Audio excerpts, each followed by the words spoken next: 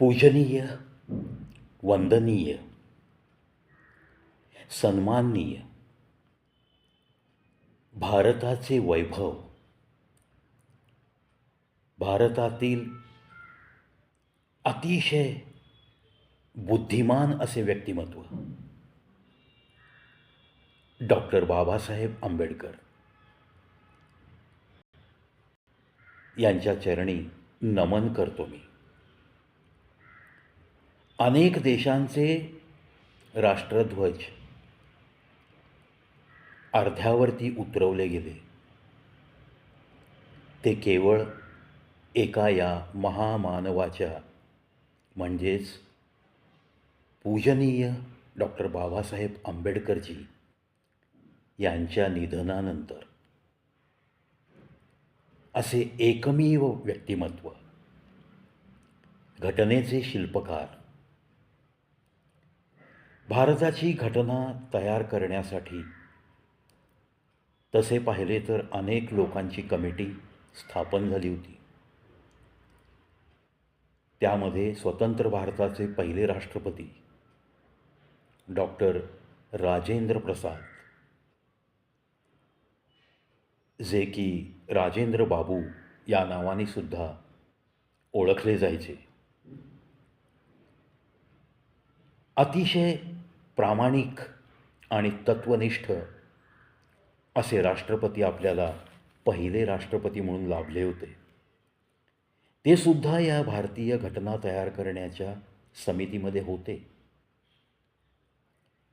आता नंतर कोण कोण कसे गळत गेले, कोण आजारी पडले वगैरे हा घटनेच्या बाबतीतला इतिहास जेव्हा जेव्हा आपण डॉक्टर बाबासाहेब आंबेडकर यांच्या बाबतीत काही वाचतो तेव्हा नक्की सगळं काही समजतं. पण या कुणाचंच योगदान डोळेझाक करण्यासारखं नाही आहे. कारण इतक्या मोठ्या लोकशाही असलेल्या देशाची राज्यघटना, तिचा मसुदा तयार करायचा आणि तो संमत करून घेणं, आणि मग त्यानंतर जे स्वातंत्र्यानंतर जे प्राईम मिनिस्टर झाले, जे काही सत्तेवर आले, त्या लोकांनी कशी या घटनेमध्ये, या संविधानामध्ये लुडबुड केली याचे सुद्धा दाखले अस्तित्वात आहेत. आणि म्हणूनच जेव्हा प्रचंड देशप्रेमी, सर्व धर्म समभाव मानणारं सरकार या सत्तेमध्ये येतं तेव्हा त्यांना काही या संविधानातल्या त्रुटी मनाला खटकत राहतात. आणि का खटकू नयेत? त्यातलीच एक त्रुटी म्हणजे डॉक्टर बाबासाहेब आंबेडकरांनी बनवलेल्या संविधानामध्ये काही गोष्टी उगाचच अंतर्भूत करणे, म्हणजे जे डॉक्टर बाबासाहेब आंबेडकरांनी घटनेत लिहिलं नव्हतं अशी काही कलमं त्यामध्ये अंतर्भूत केली गेली. त्यापैकीच एक कलम 30.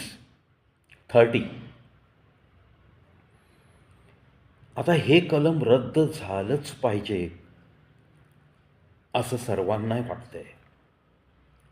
कारण भारत देशाची जर फाळणी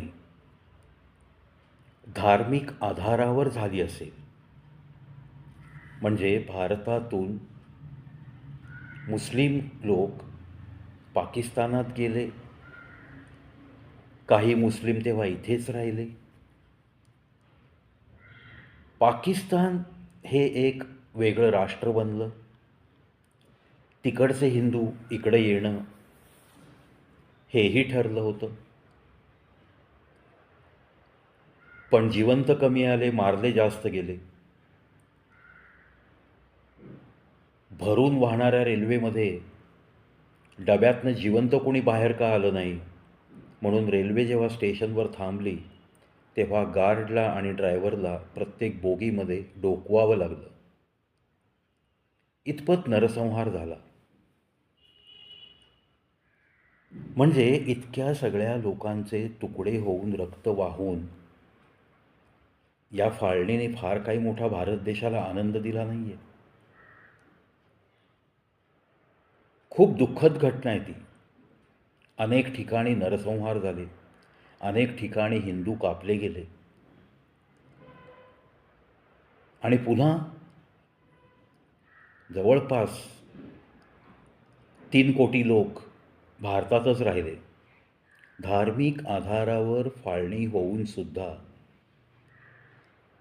एक मोठी रक्कम त्या नवीन तयार झालेल्या देशाला देण्याचे ठरवून आणि दिल्यानंतर सुद्धा जे लोक इथेच राहिले, ही भयंकर मोठी घोडचूक झाली. फाळणीच्या झालेल्या कराराचा हा सरळ सरळ भंग आहे. एक वेगळा गुन्हा आहे. आणि त्यानंतर मग डॉक्टर बाबासाहेब आंबेडकरांनी 1950 साली जे काही संविधान आपल्याकडं या घटनेच्या शिल्पकाराने घटना तयार करून दिल्यानंतर त्या घटनेची अंमलबजावणी जेव्हा सुरू झाली, त्यानंतर मग पुन्हा काहीतरी आपली व्होट बँक टिकवण्यासाठी, या मुस्लिम धर्मियांचं लांबून चालन करण्यासाठी या घटनेमध्ये काही बदल घडवले गेले. त्यामधला हा बदल म्हणजे कलम 30 आपल्या भारतीय घटनेचे.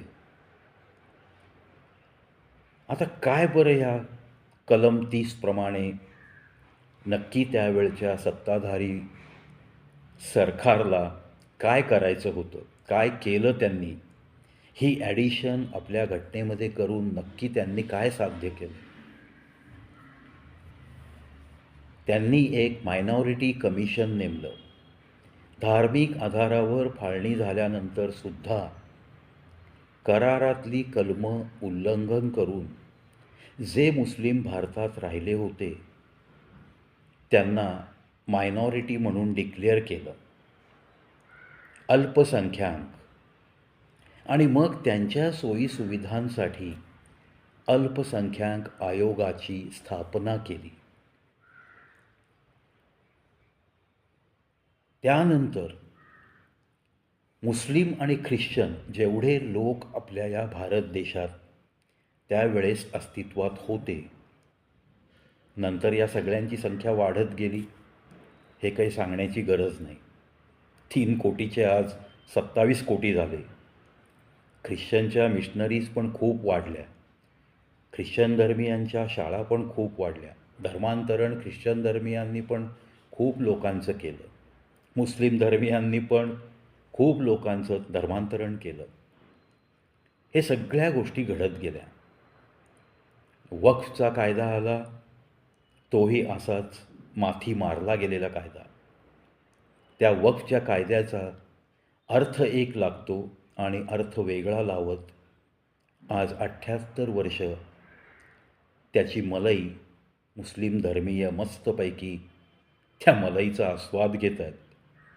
कित्येक लोक मोठ्या प्रमाणात गब्बर झालेत. 3 नंबरचा जमीन मालक हे वक्फचं मंडळ आहे. पूर्ण भारतातल्या ओपन असलेल्या जमिनी यापैकी 3 नंबरला वक्फ मंडळाचा नंबर लागतो. सेनेकडं काही जमीन आहे, रेल्वेकडं काही जमीन आहे आणि 3रा नंबर लागतो तो वक्फ मंडळाचा. लाखो एकर जमीन आज या वक्फ कायद्याच्या अनुषंगाने त्यांच्या घशात गेलेली आहे. म्हणूनच हा वक्फ कायदा बदलणं पण गरजेचं आहे. आणि कलम 30च्या बाबतीत आपण इथं बोलतोय, या घटनेतलं कलम 30 हे कसं घातक ठरलं. या कायद्यामुळं, या कलमामुळं धर्मांतरणावरती काहीही बंदी राहिली नाही. जोर जबरदस्तीने त्यांनी धर्मांतरण सुरू केलं आणि कागदोपत्री त्या धर्माची लोकसंख्या वाढवली गेली.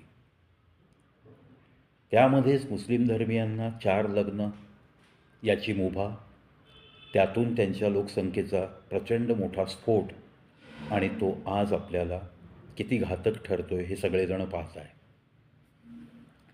कलम 30 अन्वये त्यांना धार्मिक संस्था उभारणीची परवानगी देण्यात आली.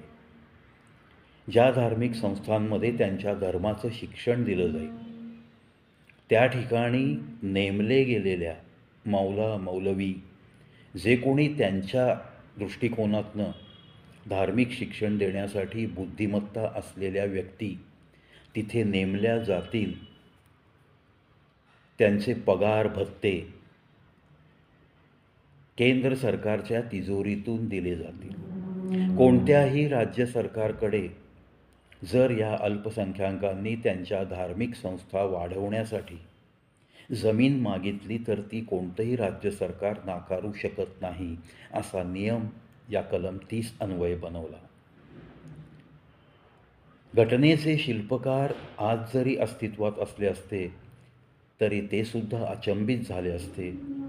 या घटनेमध्ये कोणत्या कोणत्या नवीन गोष्टी अंतर्भूत केल्यात, ज्या गोष्टींचा त्यांनी आधीच विचार केला होता, ज्या भारतीय संस्कृतीचा आधीच विचार करून त्यांनी घटना ठरवली होती, घटना तयार करून दिली होती, संमत झाली होती ती, त्याच्यामध्ये स्वतःच्या सत्तेला फायदा मिळवून देणाऱ्या लोकांसाठी केंद्र सरकारच्या तिजोरीतला पैसा वारेमाप उधळला गेला. आता हीच धार्मिक संस्था वाढवण्याची, धर्म वाढवण्याची, धर्मशिक्षण देण्याची ही मुभा हिंदू बहुल देश असूनसुद्धा या कलम 30 अन्वये हिंदूंना दिली गेली नाही, ती फक्त या अल्पसंख्याकांना दिली गेली, म्हणजेच ख्रिश्चन धर्मियांना आणि मुस्लिम धर्मियांना दिली गेली. या सगळ्या गोष्टीचा परिणाम असा काही झाला की धार्मिक संस्था इतक्या वाढत गेल्या की त्याला काही सुमार राहिला नाही. आणि मग संस्था वाढत गेल्या याचाच अर्थ या संस्था जशा तयार झाल्या तसं तिथे अपप्रकार पण सुरू झाले. आता उदाहरणार्थ मी तुम्हाला काही संस्थांची नावं वाचूनच दाखवेन. B.S. Abdul Rahman crescent institute of science and technology, Tamil Nadu. Maulana Azad national Urdu university, Bhagyanagar. Osmania university, Bhagyanagar. Darul Uloom Deoband, Uttar Pradesh. Jamiat उल अशरफिया, उत्तर प्रदेश. जामिया निजामिया, पुन्हा भाग्यनगर. जामिया मरकज, केरला. Al Ameen education society, Bangalore. जामियातुल कासिम दारुल उलूम अल इस्लामिया, बिहार. अल जामे अतुल इस्लामिया, उत्तर प्रदेश. आता ह्या फक्त उदाहरणादाखल तुम्हाला मी काही संस्था ऐकवल्या. आता अशा संस्थेपैकी अल आफिया, तिथून तयार होणाऱ्या डॉक्टरांनी काय धुडगूस घातला भारत देशामध्ये हे सर्वश्रुत आहे. जवाहरलाल नेहरू इन्स्टिट्यूटमध्ये जे काही मुस्लिम विद्यार्थी राहतात ते कशा पद्धतीने वागतात याचे सुद्धा दाखले तुम्ही आम्ही पाहिलेले आहेत. मग या अशा संस्थांच्या द्वारे सुद्धा छुप्या पद्धतीने आतंकवादी तयार करण्यासाठी पाठिंबा दिला जातो. म्हणजेच या देशाच्या विरुद्ध कट कारस्थान रचणारे लोक या सगळ्या अशा संस्थांशी निगडीत असतात किंवा या संस्था त्यांना पतपुरवठा गुपचूप येनकेन मार्गाने करत असतात. मग जर कलम 30चा असा गैरफायदा घेत 78 वर्ष अशा संस्थांची जाळी निर्माण झाली असेल भारतामध्ये, आणि मग या संस्था बनवण्यासाठी, या संस्था स्थापित होण्यासाठी जितकी जमीन त्यांना दिली गेली, जितका पैसा सरकारी तिजोरीतून इथल्या सगळ्या लोकांचे पगार वगैरे करण्यासाठी गेला, बेहिशोबी आहे हो.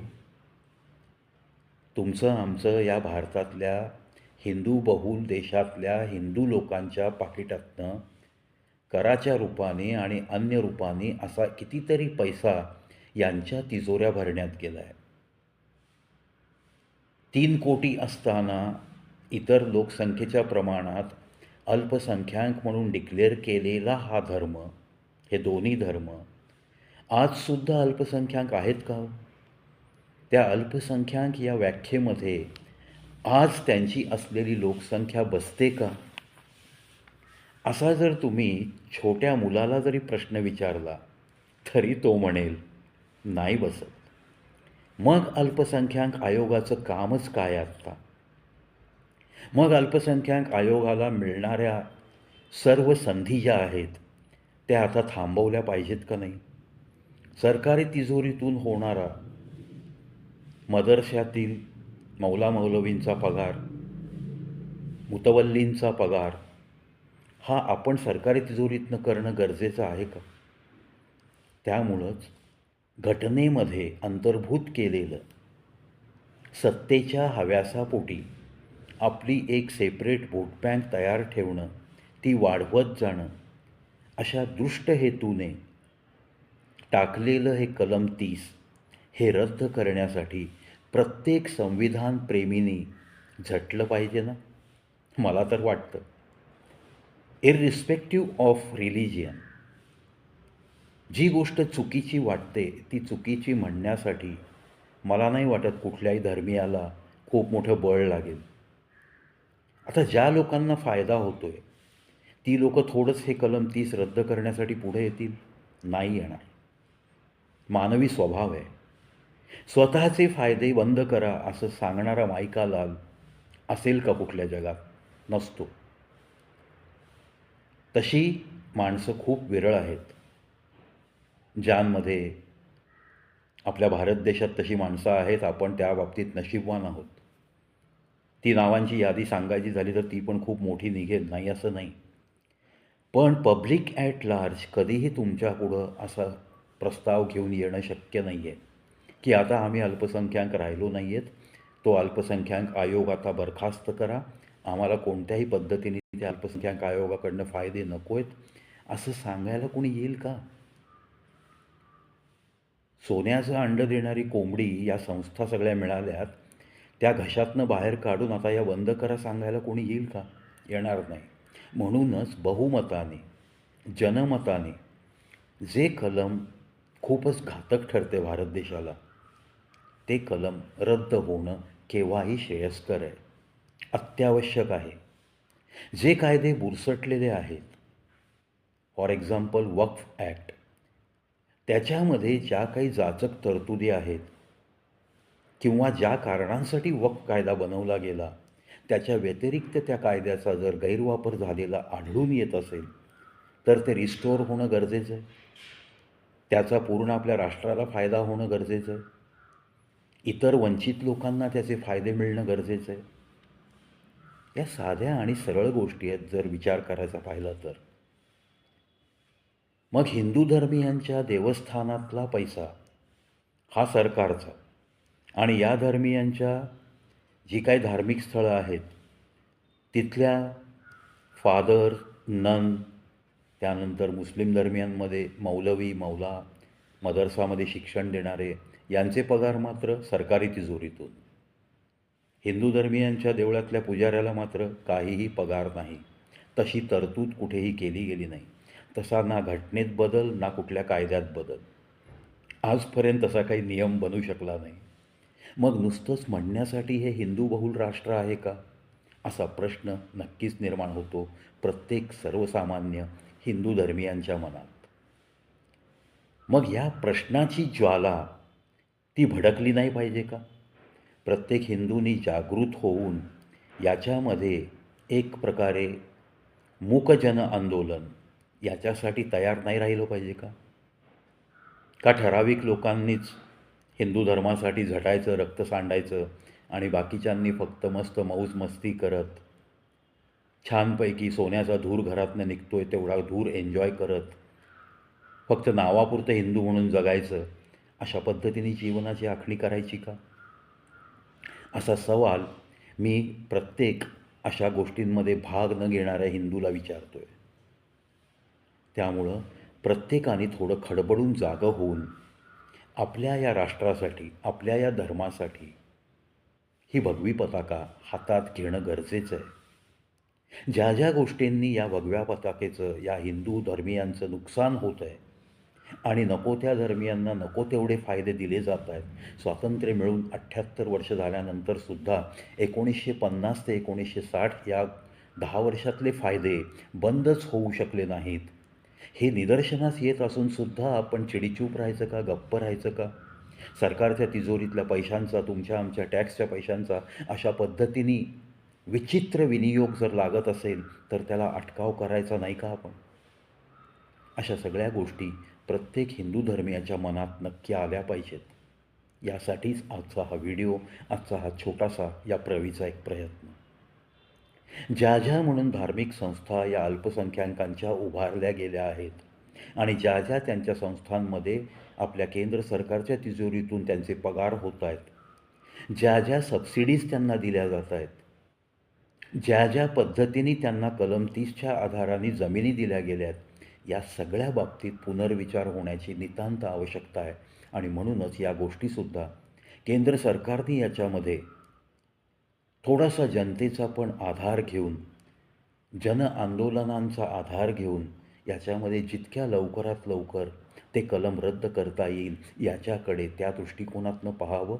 तरच या हिंदू बहुल राष्ट्रामध्ये हिंदूंच्या बाबतीत कोणीतरी विचार करतं आहे असा समज या जनतेचा होईल आणि त्यांचे श्वास थोडे तरी सुकर होतील.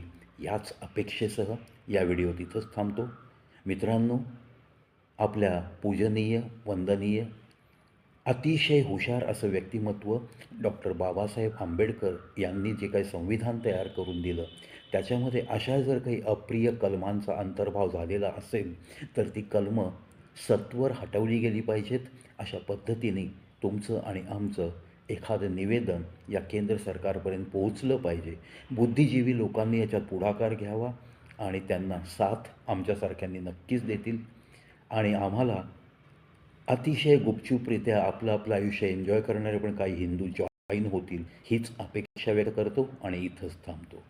चला, एकमेकांना शुभेच्छा देऊयात आणि एकमेकांच्या हातात हात घालून हे कलम 30 रद्द होण्यासाठी सक्रिय सहभाग नोंदवता कसा येईल याच्याकडे पाहत पुढचं जीवन आणि पुढच्या पिढ्यांचं जीवन कसं सुरळीत होईल याचा विचार करत जगूयात. जय हिंद, जय भारत.